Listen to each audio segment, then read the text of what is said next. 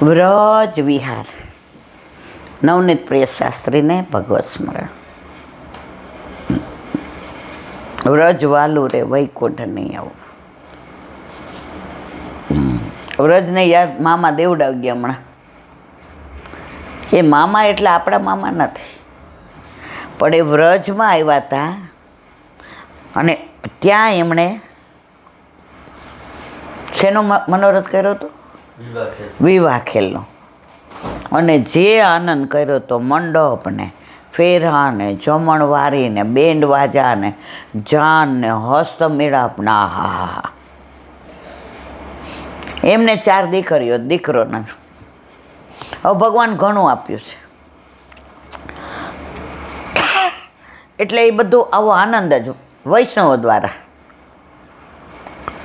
વૈષ્ણવનો સમૂહ એને બહુ ગમે. 92 વર્ષના છે. તો શરદ પૂનમનો બોમ્બેમાં એમને ત્યાં રાસનો મનોરથ છે, સિપિક ટેન્કમાં, લોહાણા જે પેલું છે એમાં. હવે આટલા મોટી ઉંમરવાળા આગ્રહ કરવા આવે, કેવી રીતે ના પાડો? મેં કીધું આ હલાતું નથી. મને કે આપણે વ્હીલચેર લેશું. બધું મને સંકોચ થાય ને, આમ પઠ્ઠા જેવી ખાઈ પીને જલસા કરું ને વ્હીલચેરમાં. એ કે ત્યાં હું ઠાકોરજી સારું કરી દઈએ, પણ આવું તો પડશે જ. પેલા મંગલાચરણ કરીશું, પછી સત્સંગ તમારો, અને પછી રાસ ગરબા. મેં તો બધાને કહી દીધું છે, આવવાના જ છે. ઓલું છાપેલું બધું હતું, બધાને મોકલું હતું વોટ્સએપમાં. મેં તો મને તો પૂછો. મને કે વલ્લભે હા પાડી.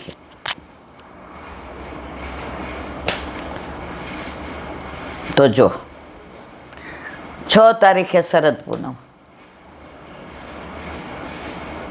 મેં કીધું મામા બોમ્બેવાળા હજી હમણાં આવીને ગઈ 3-4 મહિના પહેલાં. હવે મેં કીધું જો ઓસ્ટ્રેલિયાવાળા 2-3 વૈષ્ણવ કહે છે, બરાબર, મૈસૂરવાળા કહે છે, બરોડાવાળા, સુરતવાળા. મેં કીધું ક્યાંય ન જાઉં પગના હિસાબે, અને બીજી વાર બોમ્બે આવું. મને કે આ 92 વર્ષના મામા કહેવાય એવા તો બેટા ના પાડશો રે. એ તો પ્રેમ કી બાત હે ઉધો. હવે ડૉક્ટર ચોખ્ખું કહે છે કે સ્નાયુઓ સાવ ખલાસ થઈ ગયા તમારા, નાની કોઈ દવા નથી. કસરત કરો ને ઘરમાં કે બહુ તો આ મંદિર સુધી ચાલો, બાકી ચલાવવાનું તો છે જ નહીં. છતાંય પ્રેમ જીતી ગયો, આપણે હારી ગયા. એ જીત કરતાં હારમાં મજા છે. તો એમણે જે વ્રજના વાતો કરી, વિવાહ ખેલની બધી, અનુસંધાન કેવું કે બ્રહ્મ સંબંધ વખતે આપણા લગ્ન થયા તો બધા મેરેજ એનિવર્સરી ઉજવે. મારા ઠાકોરજી સાથે જે દિવસે વિવાહ થયા હતા એ અહીંયા ઉજવું એ દિવસને. જો અલૌકિક મનોરથ. તો વ્રજને યાદ દેવડાવીને ગયા. પાછું છઠ્ઠીએ વ્રજને યાદ કરવાનું, પણ બોમ્બેમાં વ્રજ. અને એમણે સરસ કીધું, આ વખતે જાહેર જ રાખ્યો છે, જેને આવો એ બધાય આવે. કારણ કે આ વખતે રાખ્યું તો એમાં હોલ એટલો નાનો પડ્યો કે લોકો છેક નીચે સુધી બિચારા ઊભા હતા. તો એ તો પ્રેમ કી બાત હે ઉધો. અહીંયા સુધી હા પાડે કે હાલો હાલો, જેવા અહીંથી ઊભા થાય એટલે પગ કે હું હાલી નીકળ્યા છો ઈલા બેન.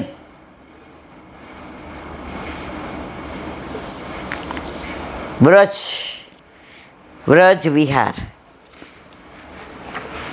કાલે આપણે બચવનની લીલાનું અનુસંધાન કર્યું એમાં શ્રી મહાપ્રભુજી તથા શ્રી ગુસાઈજીના બેઠક છે. ટેકરી ઉપર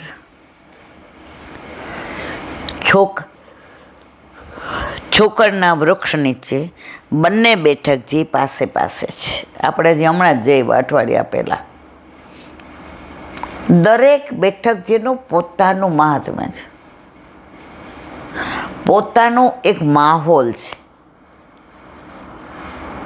હવે આન્યોર જઈએ, પ્રથમ મિલન તો બહાર બેસીએ એટલે આપણને દર્શન થાય જ કે વલ્લભ અહીંથી ઉપર ગયા હશે, ગોવર્ધનનાથજી નીચે પધારતા હશે એક એક ડગલું, અને વલ્લભના મુખારવનમાંથી અધરમ મધુરમ વદનમ મધુરમ.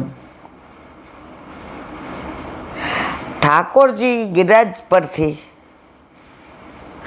ગિરધરજી મથુરા પધરાવી ગયા અને ચત્રભુતદાસને વિરહ સહન નહોતો થતો. 2 મહિના ઉપર થઈ ગયું હતું. છેલ્લે પ્રાણ જાય એવી પરિસ્થિતિમાં હતો. ત્યારે ત્યાં બેસીને કીર્તન ગાયું હતું, ગોવર્ધન વાસી સાંવરે લાલ તેરે બિન રહ્યો ને. તો ત્યાં આમ ચતુર્ભુજદાસના દર્શન થાય ને, એ ગાતા હોય ને, એમની દ્રષ્ટિ મથુરા તરફ હોય, અને ઠાકોરજી કે ગિરધર મેં તો ચલુંગો. અરે મારા વાલા, રાજભોગ તૈયાર છે, આ ઋષિ ચૌદસ છે આજે. નહીં, મેં તો ચલુંગો. અરે વહુજી નહીં ગિરધર, મેં ચલુંગો. ગિરધરજી સમજી ગયા, પધરાવીને આવ્યા. તો દરેક બેઠકને પોતાની નજાકત છે, દરેક લીલાસ્થળીનું પોતાનું અલગ સુગંધીદાર, સુંદર, મનોરમ્ય એક વાતાવરણ. આ ગોવિંદ સ્વામીની કદમ ખંડી એ તો મનમાંથી જાતી જ નથી.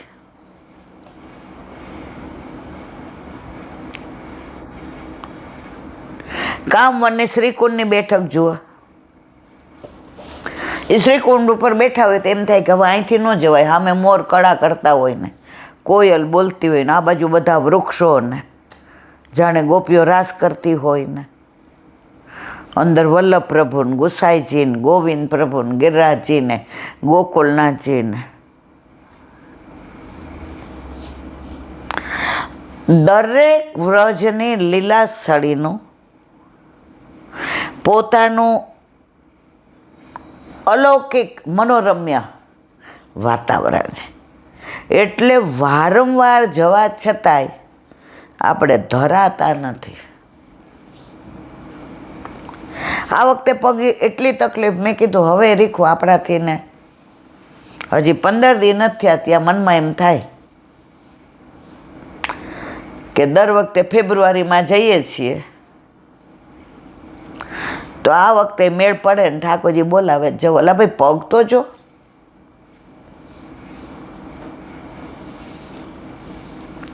ચિંતા એને, આપણે શું નહીં લઈ જાય તો એને કોક કહેશે, મને નહીં કહે, મારો એના પર હક છે.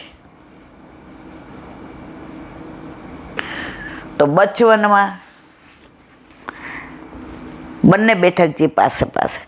અહીંની શ્રી મહાપ્રભુજીની બેઠક 84 બેઠક જેમાં પ્રસિદ્ધ નથી.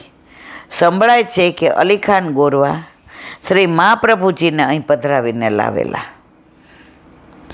ગામમાંથી દૂધ ખાંડ લાવી આપ્યા. શ્રી મહાપ્રભુજીએ ખીર સિદ્ધ કરેલી અને અંગીકાર કરેલી. બીજે ક્યાં ખીર બનાવી હતી? કોકિલાવનમાં.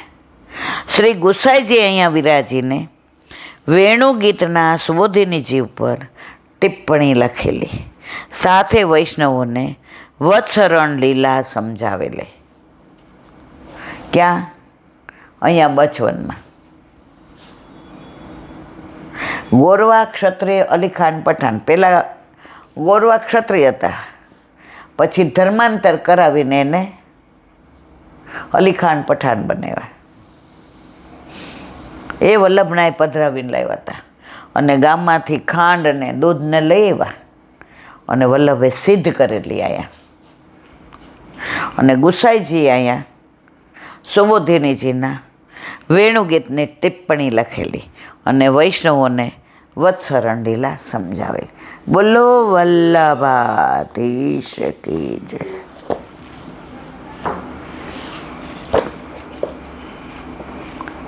અવાજ બહુ આવે છે. કાલે આપણે ભ્રમિતમ મધુરમ લીલાને વિરામ આપ્યો. હવે આજે મધુરાધિપતે અખિલમ મધુરમ. ભક્ત પરાધીન શ્રી કૃષ્ણ મધુરતાના અધિપતિનું સર્વ કંઈ મધુર, બધું મધુર. મસ્તકના કેસથી માંડી ચરણના નખ સુધી બધું મધુર. 252 વાર્તા, 114,99,000 વાળો વાણિયો જે સાત્વિક ભક્ત છે. લીલામાં સ્નેહલતા મનસુખા ગોપની ભત્રીજી છે. વાણિયો દલાલી કરતો. કેટલાક સમય બાદ મા બાપ લીલામાં પહોંચ્યા. વાણિયો લોભી હતો. તેના પિતાએ 99,000ની મિલકત ભેગી કરી હતી અને તેનું વસિયત કર્યું હતું કે જે મારા ઠાકોરજીની સેવા કરે તેને આ રૂપિયા મળે. દીકરાને લક્ષાધિપતિ થવું છે. કેટલાક સમય પછી તે અસારવામાં ભાયલા કોઠારીને ત્યાં આવ્યો. ત્યાં ગુસાઈજીના દર્શન પામ્યો.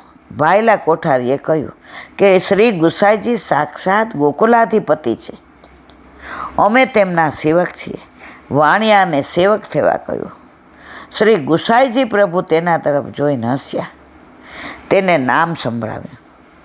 પોતાની સ્ત્રીને પણ નામ અપાવડાવ્યું. થોડા સમય પછી ગુસાઈજી ફરી ગુજરાત પધાર્યા. અસારવામાં મુકામ કર્યો. ત્યાં વાણિયાએ આવી ગુસાઈજીને ભેટ ધરી, દંડવત કર્યા અને દલાલ વાણિયાએ આપશ્રીને કહ્યું કે લોકો સાચું કહે છે. આપશ્રી તેના ઉપર પ્રસન્ન થયા અને કહ્યું, તારા સાચાપણાનો ભાવ તે પ્રગટ કર્યો.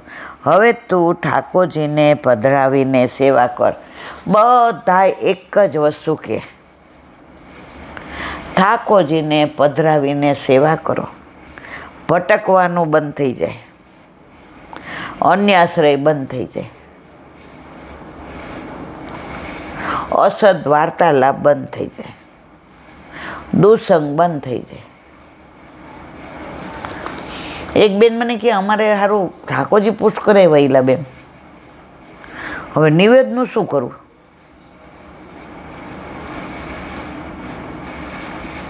મેં તો કેમ નિવેદ? એ કે મારા સાસુ કે આપણે દર વર્ષે કરવા જ પડે. મેં તો ઠાકોરજી ઘરમાં હોય પછી નિવેદ કરો તો અન્યાશ્રય થાય કે નહીં મારા વાલા? એ કે થાય. તો મેં તમારે કરવા જ નિવેદ.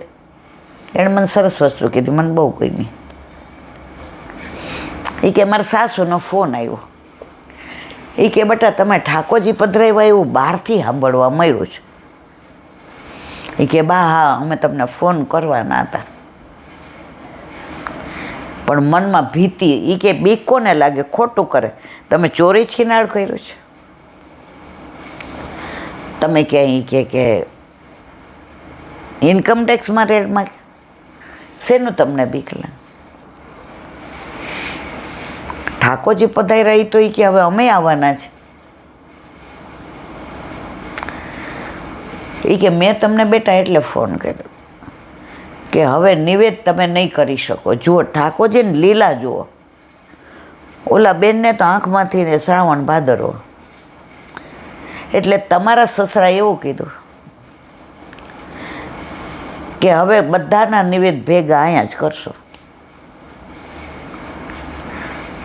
તમને રજા ન મળે મને ખબર, તમે બે નોકરી કરો છો, પણ અમારા વતી ઠાકોરજીને દંડવત કરજો. જુઓ ઓલા બેન ફોનમાં વાત કરે ને રોવે, ફોનમાં વાત કરે ને રોવે. એટલે બેન આટલા બધા ઠાકોરજી કૃપાળુ. 3 દિવસથી મનમાં ઘોળાતું હતું કે હવે શું કરું.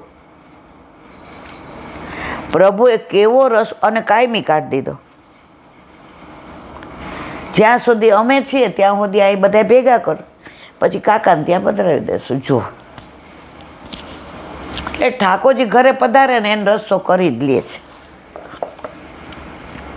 એટલે કે હવે ઠાકોરજી પધરાવીને સેવા કર, તારું કામ લખેશ્રી થવાનું પાર પડે અને કલ્યાણ થાય, બાકીનું પછી. ઓ વલ્લા